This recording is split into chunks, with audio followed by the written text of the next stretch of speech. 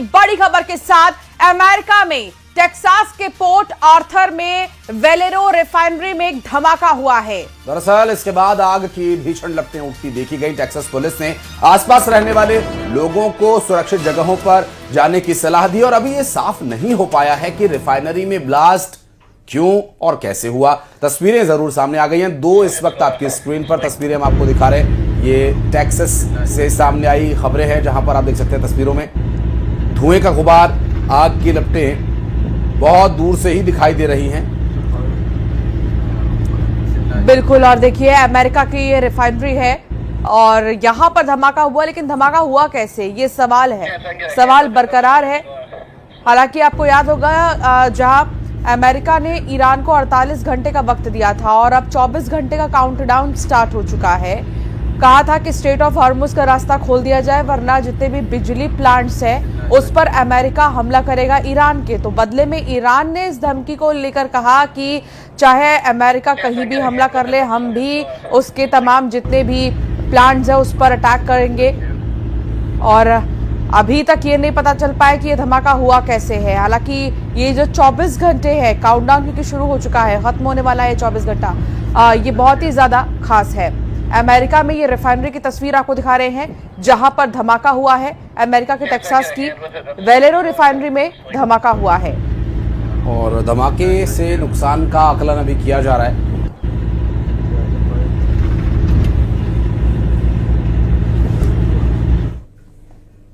तो वहीं लैटिन अमेरिकी देश कोलंबिया में एक बड़ा विमान हादसा हुआ है जहां एयरफोर्स का C-130 हर्कुलिस विमान क्रैश हो गया। विमान में 110 सैनिक सवार थे। हादसे में सभी के मारे जाने की आशंका जताई जा रही है।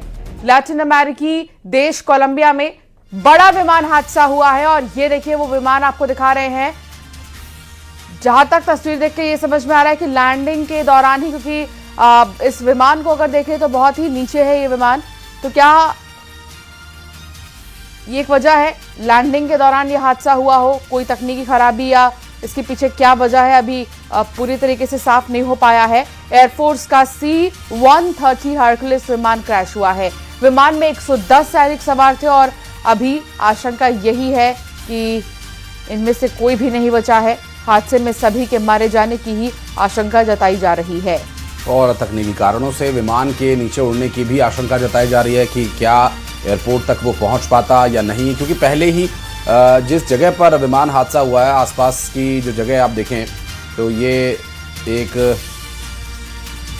ऐसी जगह है जहां पर एयरपोर्ट या सैन्य छावनी का कोई अता पता नहीं है। लेकिन हाँ, ये बात ज़रूर कही जा रही है कि इस हादसे में तकनीकी खामी की वजह से धमाका हुआ या विमान क्रैश हुआ, ये सभी विषय अभी फिलहाल जांच के, क्योंकि विमान गिरने के बाद जिस तरह का मंजर था, क्योंकि अमूमन सैन्य विमान में सवार सैनिक ऐसी परिस्थिति में विमान से कूदने के लिए तत्पर तैयार रहते हैं, लेकिन ये विमान हादसा जिन परिस्थितियों में हुआ उसमें कोई भी सैनिक हरकुलिस विमान से नहीं उतरा और इन सैनिकों को अमूमन हरकुलिस विमान से कूदने की और ऐसी परिस्थितियों में खुद को बचाने की और ज़्यादा से ज़्यादा सैनिक जान बचा सके ऐसी ट्रेनिंग दी जाती है। लेकिन इस हादसे में सभी 110 सैनिकों के मारे जाने की बात कई तरह की आशंकाओं को जन्म देती है।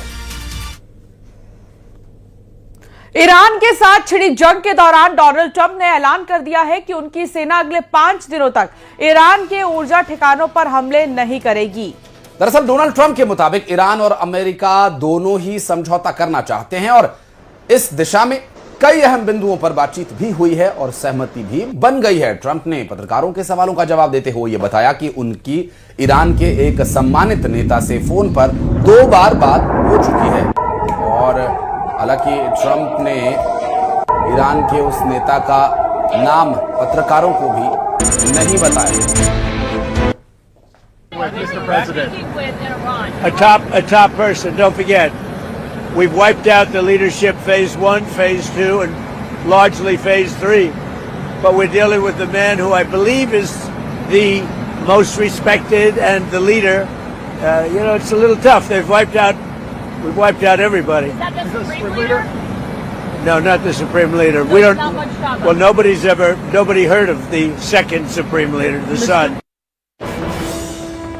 तो वही काबुल में ईरानी दूतावास ने कहा कि तेहरान की कड़ी चेतावनी के बाद अमेरिकी राष्ट्रपति डोनाल्ड ट्रंप ने एनर्जी इंफ्रास्ट्रक्चर पर हमला करने के अपने फैसले के कदम पीछे खींच लिए हैं। साथ ही ईरानी मीडिया में भी ट्रंप को जवाब दिया है। ईरानी मीडिया की ओर से कहा गया कि यूएस से किसी भी तरह की कोई बातचीत नहीं की गई। कहा गया कि ट्रंप के साथ ना तो सीधी और ना ही पर्दे के पीछे से कोई बातचीत हुई है। ईरानी मीडिया में कहा गया है कि ट्रंप फिर झुक गए हैं और हमले के लिए समय चाहते हैं। तो इधर भारत में ईरानी दूतावास का एक बड़ा बयान सामने आया। दरअसल अमेरिका से कोई बातचीत नहीं हुई है, उनका यह दावा है। बता दें कि अब लोग हमलावरों को कड़ी सजा की मांग कर रहे हैं। ट्रंप की बातचीत के दावे फर्जी हैं। बातचीत का दावा बाजार में हेरफेर के लिए है। हमले के मसले पर पूरा देश एकजुट है।